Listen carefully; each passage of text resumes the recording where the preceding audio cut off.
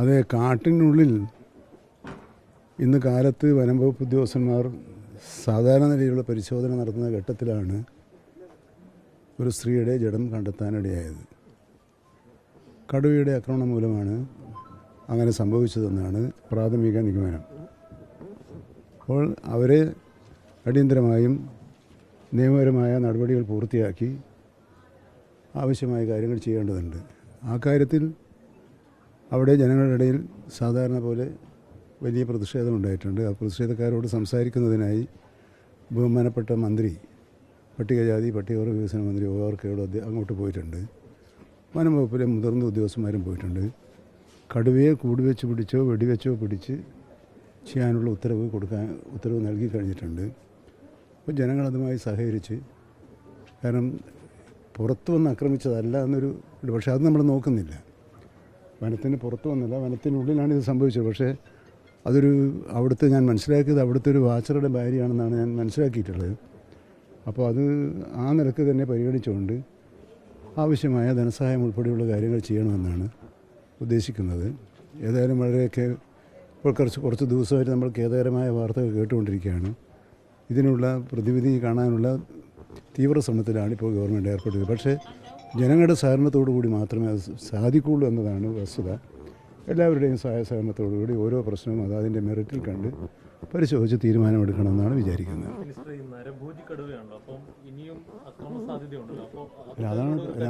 അതുകൊണ്ടാണല്ലോ ആവശ്യമാണെങ്കിൽ വെടിവെക്കാനുള്ള ഉത്തരവ് കൊടുത്തു കഴിഞ്ഞു. ചീഫ് വൈൽഡ് ലൈഫ് വാർഡൻ ആ ഉത്തരവ് കൊടുത്തു. അപ്പം ആ നരഭോജിയായ ഒരു കടുവയാകുമ്പോൾ നമുക്ക് ആ നിലയ്ക്ക് തന്നെ കാണണം. അതിൻ്റെ ഗൗരവത്തിൽ തന്നെയാണ് കാണുന്നത്. ശരിയല്ല. കഴിഞ്ഞ ദിവസങ്ങളിലൊക്കെ ഈ സമാനമായ പ്രശ്നങ്ങൾ അവിടെ ഈ മേഖലയിൽ ഉണ്ടായിക്കൊണ്ടിരിക്കുകയാണ്. പക്ഷെ അതൊരു പ്രശ്നങ്ങൾ സത്യമാണ്. പക്ഷെ അതൊക്കെ ഉണ്ടായിക്കൊണ്ടിരിക്കുന്നതിൽ മിക്കവാറും വനത്തിനുള്ളിലാണ്. അപ്പം നമ്മൾ നാട്ടിലിറങ്ങി വന്ന് മനുഷ്യനെയും കൃഷിനാശവും നടക്കുന്ന വന്യമൃഗങ്ങളാണ് നമ്മുടെ ഒരു ചർച്ചയിൽ ഇതുവരെ വന്നിട്ടുള്ളത്. പക്ഷേ ഇങ്ങനെയും സംഭവിക്കുന്നുണ്ട്. അപ്പോൾ അതിന് മുന്നറിയിപ്പുകൾ ഉൾപ്പെടെയുള്ള കാര്യങ്ങൾ നൽകുന്ന കാര്യത്തിൽ കൂടുതൽ ജാഗ്രത വേണം എന്ന ഒരു സൂചനയാണ് ഇത്തരം സംഭവങ്ങൾ നമ്മുടെ മുമ്പാകെ കാണിക്കുന്നത്. അത്തരം പൊതുസൂചനകൾ കൂടി കണക്കിലെടുത്തുകൊണ്ട് ചെയ്യാവുന്നതിൻ്റെ പരമാവധി കാര്യങ്ങൾ ചെയ്യാൻ ഗവൺമെൻറ് ഒരുക്കമാണ്.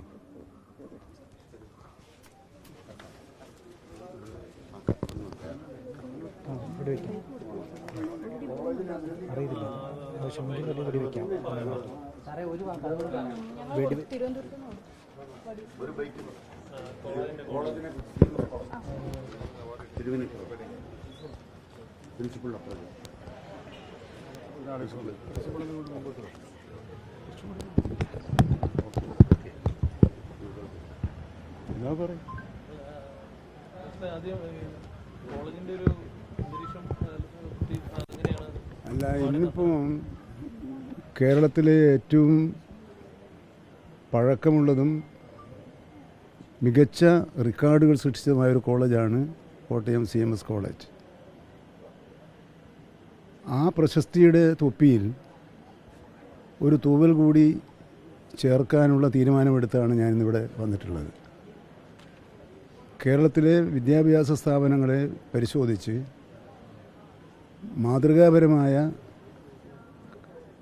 വനസംരക്ഷണ പരിപാടികൾ, പ്രകൃതി സംരക്ഷണ പരിപാടികൾ നടത്തുന്ന കോളേജുകൾക്കുള്ള അവാർഡാണ് വനശ്രീ അവാർഡ്. ആ അവാർഡിന് ഇത്തവണ അർഹത നേടിയത് CMS കോളേജാണ്. അവരെ കാണാനും എൻ്റെ ആശംസകൾ അറിയിക്കാനും ഇവിടെ വന്നത്. ഇവിടെ വന്ന് കണ്ടപ്പോൾ സോഷ്യൽ ഫോറസ്ട്രിയുമായി ബന്ധപ്പെട്ട് ഇനി ഒരു കാര്യവും ചെയ്യാൻ ബാക്കിയില്ല, എല്ലാ കാര്യങ്ങളും പൂർത്തിയാക്കി എന്നാണ് അവർ പറഞ്ഞത്. അപ്പം ഞാൻ എന്തെങ്കിലും ഉണ്ടോ എന്ന് ചോദിച്ചപ്പോൾ ഇനിയൊന്നും വനം വകുപ്പിൽ നിന്നൊന്നും അവർക്ക് കിട്ടാനില്ല, കിട്ടാവുന്ന എല്ലാം അവർ പരിശോധിച്ച് നടപ്പിലാക്കി. ഇപ്പം പിന്നെ അവരുടെ മുമ്പിലൊരു പ്രശ്നം, അവർ ഈ കന്നുകാലികളുമായി ബന്ധപ്പെട്ട ഒരു പ്രോജക്റ്റിലേക്ക് കൂടി പോകുന്നുണ്ടെന്നാണ് അവർ പറഞ്ഞത്. അത് ഗൗരവത്തിൽ പരിശോധിക്കുക. ഏതായാലും വലിയൊരു സന്തോഷമുണ്ട്. കാരണം നമ്മുടെ വിദ്യാർത്ഥികളെ പ്രകൃതിയുമായി സംയോജിപ്പിച്ച് പുതിയൊരു ചിന്താശക്തി അവരുടെ ഇടയിൽ വളർത്തിയെടുക്കാൻ സഹായകമായ നിലപാടുകളാണ് ഈ കോളേജ് സ്വീകരിച്ചിട്ടുള്ളത്. അവരുടെ, ഞാൻ നേരത്തെ പറഞ്ഞ പോലെ, അവരുടെ മാതൃകാപരമായ നേട്ടങ്ങളുടെ നെറുകയിലെ ഒരു കൊട്ടായി ഒരു സമ്മാനമായിട്ടാണ് വനമിത്ര അവാർഡ് പ്രഖ്യാപിച്ചിട്ടുള്ളത്. അതിലെനിക്ക് അത് നേരിൽ കാണാനും കണ്ടറിയാനും കേട്ടറിയാനും മാത്രമല്ല കണ്ടറിയാനും കഴിഞ്ഞതിലുള്ള സന്തോഷം രേഖപ്പെടുത്താനാണ് വന്നത്. ബഹുമാനപ്പെട്ട പിതാവും പ്രിൻസിപ്പൽ ഉൾപ്പെടെയുള്ള ഇവിടുത്തെ ടീം അംഗങ്ങളും ഒത്തൊരുമയോടുകൂടി വിദ്യാർത്ഥികളെ അണിനിരത്തി നടത്തിയ ഈ വലിയ നേട്ടത്തിന് പുറകിൽ അവരുടെ അധ്വാനമുണ്ട്. അവരെയും ഞാൻ അഭിനന്ദിക്കുന്നു.